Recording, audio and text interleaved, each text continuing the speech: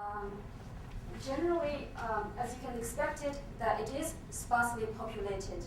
The population is around 2,500,000, so we're not talking about millions. But it is, but if 90%, 97% of Tibetan population, if you go into the rural area, it is 100% that those are Tibetans and speak a language of one of the Tibetan dialect, but in terms of region, it is standard. So for the education, there is around 203 schools, 14 secondary schools for the prefecture, in both the lower secondary, also the upper secondary sections, and also some of the teacher training schools are now emerged as the secondary schools. The prefecture has the lowest, in terms of the education, they're not doing well. It has the lowest school enrollment, lowest college attendance, highest illiterate rate of the province. But what sort of not important, but what's special about this prefecture is you have the highest concentration of Tibetan, the biggest population of Tibetan within the province. It is the farthest sort of from the capital city. It has the poorest sort of transportation system, etc., etc. And you would generally imagine that they are using Tibetan to teach because that is, bilingualism happens when you have more contact with outsiders. But for this prefecture, they have been using Chinese to teach in their schools. For the language environment of the prefecture, I have just put these two signs as an example. First is a road sign that you travel around the prefecture, it is always put in Chinese. So whether you are an outsider traveler or you're government officials, bilingual, or you are a nomad who just had a motto to travel. The road signs are always in Chinese.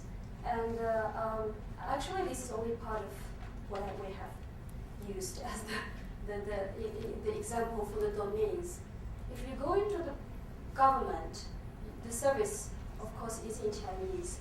Tibetan is, of course, used. If you look at the policy document, that it is always give a position there in the policy document that both languages should be used at the official domains. Also the services, postal service, health, also if you go to a court, if you are not speaking Chinese, you are entitled to have an interpreter, etc., etc. It is on the policy document. In reality, if you go into the government, and I actually talked to the government officials there, so the only occasion when Tibetan is used for the policy document is during the big conference of People's Congress meeting, of political consultation meeting. Those are big, symbolic, where people can make suggestions but don't have the real power. I remember somebody said about that.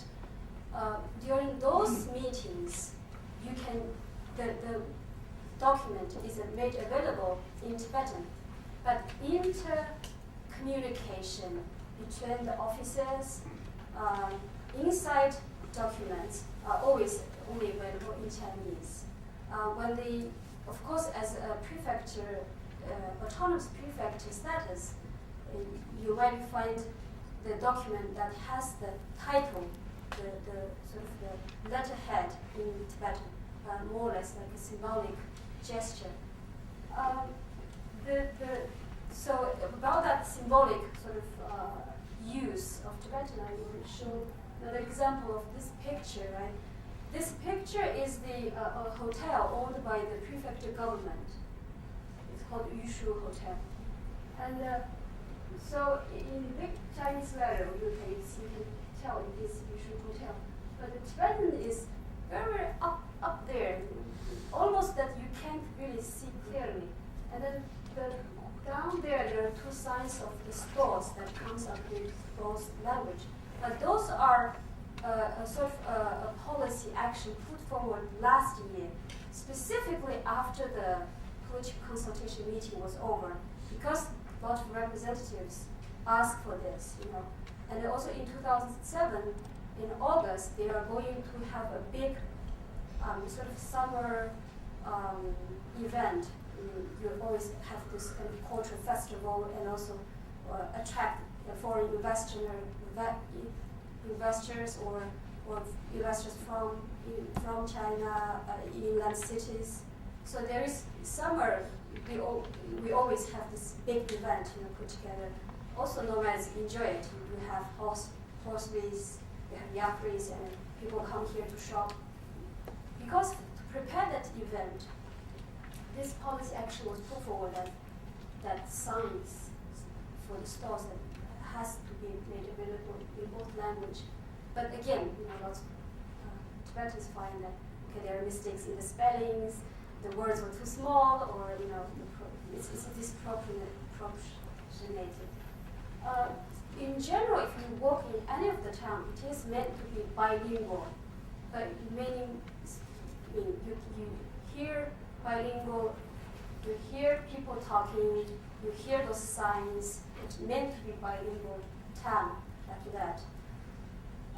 Also, in terms of the way the government staff is recruited or contracted worker is recruited, sometimes government offers some kind of exams, and those exams are taken in Chinese. The only possible is that if you are applying for a job, if you are taking an exam for a Tibetan language class teacher, then your exam was given in Tibetan. Otherwise, if you are looking for any kind of jobs, it is only available in Tibetan. That issue, actually, we talked about that issue with the government officials, and they agree, especially the Education Bureau and also the office that works specifically on the language issue. They are very strong opponents toward this kind of policy, but they don't have the real power to shift it. In 1995, I will speak quickly about the regulations on Tibetan language and the scripts of the prefecture level. In 1995, it is still said, if you read the blue ones, I'm sorry that it's not very easy to read many words on the PowerPoint, that it is still regulates that secondary schools and primary schools shall teach mainly in Tibetan. So this is the policy, the regulations for Tibetan language in 1995. It is still available. And also Article 19 is for the provision of teacher training. So teachers should be trained in both languages.